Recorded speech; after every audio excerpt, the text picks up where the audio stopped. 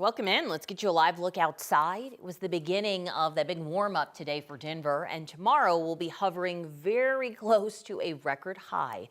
Thanks for joining us at 4 o'clock. I'm Alexandra Lewis. And I'm Kim Christensen. There's also a red flag warning in effect for tomorrow. Kathy, we should have known that. We got winds, we got heat, and it's again and again, and almost every single day. I know you guys could forecast the weather at this point. It hasn't changed in 3 months, right? We need you. No. It's crazy. This is so weird, and we're hopeful now that we're at the end of February, and this is the last week as we start a new month, maybe a new weather pattern, because ladies, March is our snowiest month on average. Let's bring it, Mother Nature. We need that. But this week, no snow for Denver. As a matter of fact, I've got a record-tying high of 71 tomorrow, and today was warm enough, mid-60s. Yeah, it's beautiful out there, but mid-60s is 20 degrees warmer than average. Now, there is a piece of good news other than travel's been amazing. And look at folks enjoying the last run of the day, coming down the Loveland slopes there. Why not? The mountain snow, 1 to 3 feet in the past week, and more snow coming in for the mountains over the next 48 hours. But today, look at this temperature trend. Mid-60s. We should be in the mid-40s this time of year. And tomorrow, it's going to be all about the wind. So make preparations, garbage days, small objects, or patio furniture, things in your yard. We have wind warnings and fire weather warnings out tomorrow. Denver is included. And those of you west of Denver could see gusts to 80 miles per hour. So elevated fire danger, a prime concern Tuesday into Wednesday. As you can see, a few high clouds coming in tonight and tomorrow. And that's really all we have here along the Front Range. So we're in the 60s now, drop 10 degrees by 8 o'clock coming up. More on the mountain snow outlook, more on the fire danger, and more on the forecast for Denver as we look ahead to March. Thanks, Kathy. At a time when President Trump is targeting states like Colorado over the use of mail ballots, Colorado is considering a change, and it may get the president's attention for the wrong reason. State lawmakers are considering changing the law to send mail ballots out to voters even earlier, 1 month before an election. Our Marshall Zellinger explains why it's a response to the president. Mail ballots get to voters from their county clerks through the U.S. Postal Service. In Colorado, ballots are sent 22 days before an election. That's 3 weeks. And lawmakers are considering adding another week. I think people are rightfully concerned about election interference from the federal government. President Trump is the elephant in the room when talking about mail-in ballots. He already punished Colorado, citing the use of mail-in ballots as the reason he's moving Space Command from Colorado Springs to Alabama. Mail-in ballots are corrupt.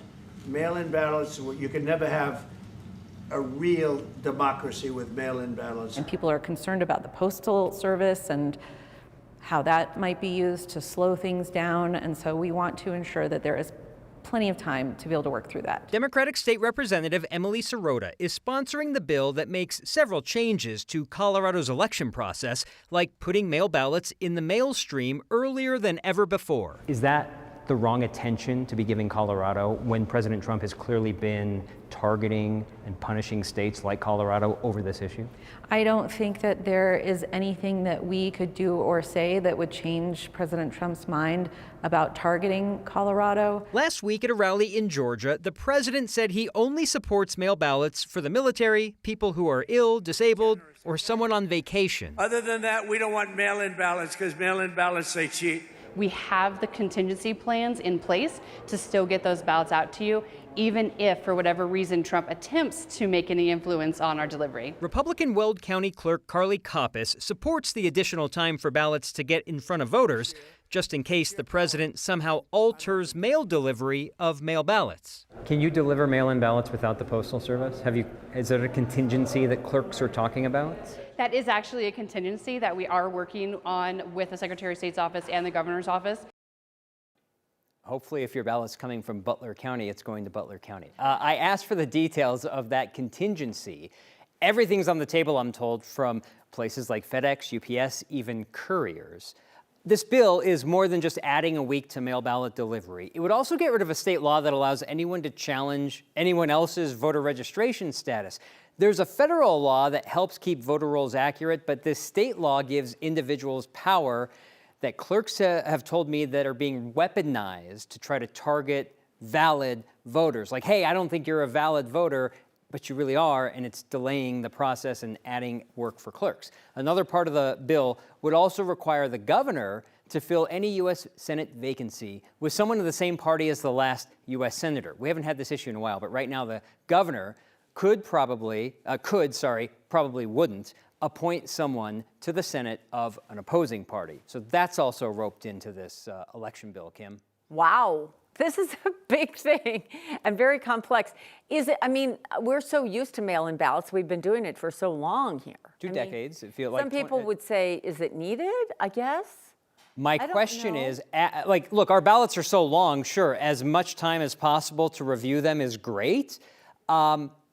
What I've been hearing from the story today is that we need to put it in the mail stream a week earlier just in case there's a delay in the mail stream. But my question is, well, what if the delay is just don't deliver mail ballots? Maybe that's the directive one day to the U.S. Postal Service. It doesn't matter if it's a week ahead of time or a month ahead of time. You're just not going to get it at all. This doesn't deal with that, which goes to there's a legitimate contingency plan happening behind the scenes in case Colorado has to avoid the U.S. Postal Service. I'm fascinated by that, and I plan to get to the bottom of that. Oh, yeah, you will. That's why I need you when I do get my ballot, because you explain all the things that I don't understand. We'll come to the neighbor. We'll do a patio party in your neighborhood. That'd be great. Thank you, Marshall. The U.S. Supreme Court will hear a bid by oil companies to toss a lawsuit brought by officials in Boulder that seeks to hold big oil liable for fueling climate change. The suit from Boulder was first filed 8 years ago. It's one of many claiming the companies deceived the public about how fossil fuels contribute to climate change. Suncor Energy and ExxonMobil appealed to the Supreme Court, arguing emissions are a national issue that should be heard in federal court. Governments around the country have sought damages totaling billions of dollars. They argue it's necessary to help pay for rebuilding after wildfires, rising sea levels, and severe storms worsened by climate change. President Donald Trump is warning more tariffs could be coming for any country that wants to, quote, play games following a U.S. Supreme Court ruling. On Friday, the High Court ruled that Trump went too far when he imposed sweeping tariffs under a national emergency law. Shortly after that, the president issued a sweeping 10% tariff and then hiked it up to 15%. Today, he warned of more to come for any country that, quote, plays games in response to the SCOTUS decision. Business owners say the tariff instability makes it difficult for them to plan for price increases or manage costs. It's not to my benefit, it's not to our customers' benefit to walk around and threaten these giant tariffs, because it creates fear in the market. And it's not good for us. It's not good for anybody. The U.S. Supreme Court did not offer clear next steps on refunds, but a few U.S. Senate Democrats have introduced a bill that would require the government to refund that $175 billion in tariff revenue with interest. Denver's newest soccer team officially has its debut uniform. Today, Denver Summit FC unveiled the club's first jersey, called a kit, the evergreen kit that is.